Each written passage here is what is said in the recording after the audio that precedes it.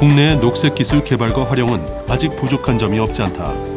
한 중소기업이 개발한 재활용 자동분리 수거 로봇. 폐자재를 쓰레기가 아닌 자원으로 활용하는 녹색 기술 장치다. 장비 같은 경우는 이제 고객들이 이 장비에다가 캔이나 페트병을 투입을 하게 되면 이제 뭐 거기에 따른 CO2 감소량이라든지 포인트 적립 같은 부분 이렇게 이루어지게 되는 장비고요. 포인트가 이제 카드에 계속 쌓이게 되고요. 이제 이걸 뭐 현금처럼 사용을 한다든지 이제 이런 것도 점점 가능하게 되겠죠. 페트병이 만약에 그냥 일반 쓰레기로 버려져서 매각이 되거나 소각이 됐을 경우에 이제 그거에 따른 이제 발생량, CO2 발생량이 그만큼 재활용을 함으로써 적립이 됐다는, CO2가 감소가 됐다는 뜻입니다.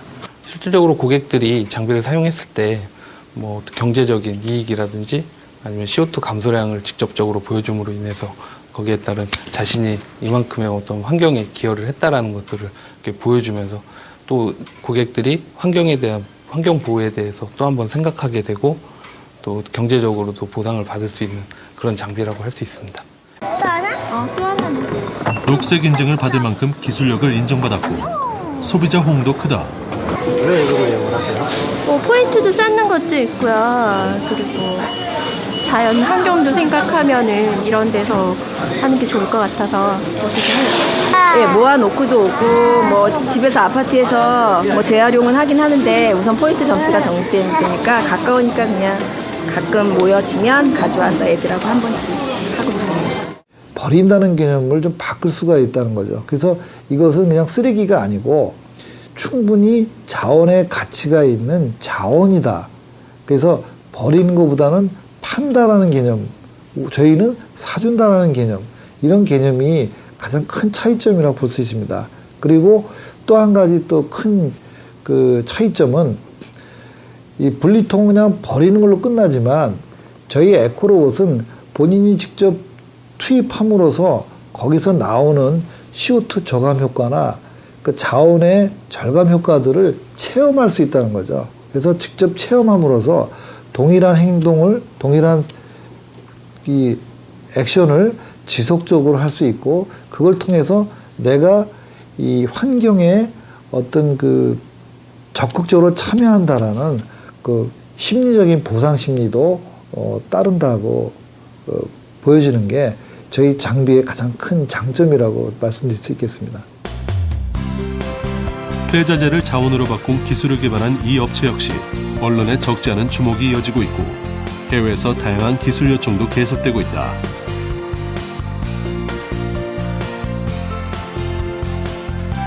이산화탄소를 줄일 수 있는 여러 녹색 제품들을 꾸준히 개발하는 과정에서 만들어낸 재활용 자동분리 수거 로봇은 기업의 대표적인 상품으로 자리 잡았다. 올해 획득한 녹색 인증은 차곡차곡 성장 단계를 밟고 있는 회사에 또 한 번의 기회가 될 것으로 기대되고 있기도 하다.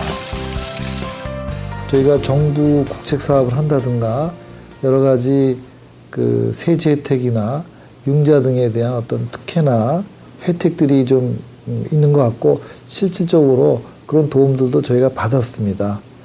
그리고 그 저희 사업이 또 이렇게 정부가 주도하는 그러한 어떤 녹색의 어떤 녹색 시장의 기술성과 그다음에 여러 가지 그 전문성을 검증받았다라는 그런 자부심이 가장 큰 그 또 저희 혜택이라고 보여집니다. 기대가 큰 만큼 걱정도 적지 않다고 밝힌다. 100만 원이 넘는 심사비와 적지 않은 서류 준비, 인증평가 과정을 거쳐 녹색 인증을 획득했지만 효용성에서 한계가 있다는 것.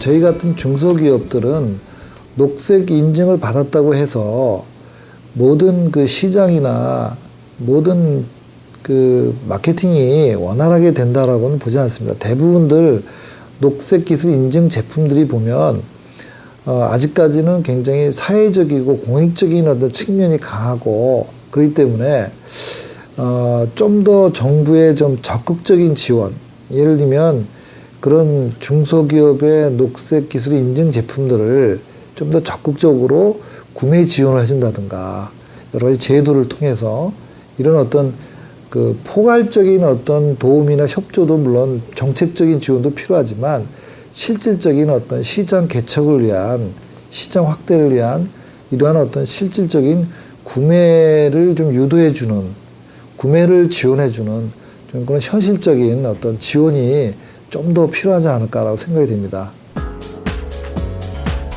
2010년 시행 이후 현재까지 녹색 인증을 취득한 기업 가운데 다수는 중소기업. 그런데 인증평가 정도가 세계 대기업 수준을 넘어서는가 하면 인증 후 사업장에 적용될 후속 지원이 현실적이지 않다는 의견이 꾸준히 제기되고 있다. 녹색 기술의 상당수가 이제 중소기업들에 의해서 개발되다 보니까 중소기업들이 자금력이나 정보력들이 미약하고 이러면서 사업화가 기반이 약하기 때문에 이 중소기업으로 하여금 이 기술을 사업화시킬 수 있도록 어떤 종합적인 제도가 좀 더 보완되지 않느냐.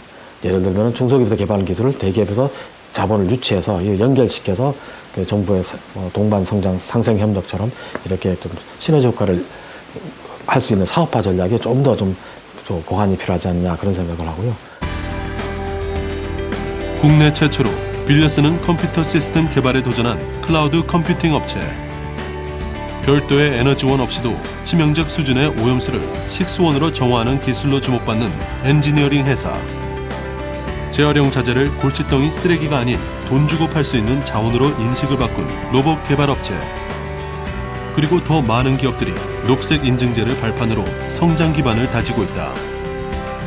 더 합리적이고 더 체계적인 녹색 인증제의 운영은 세계적 화두로 부상한 녹색 성장, 미래 경쟁력의 시험대가 될 것이다.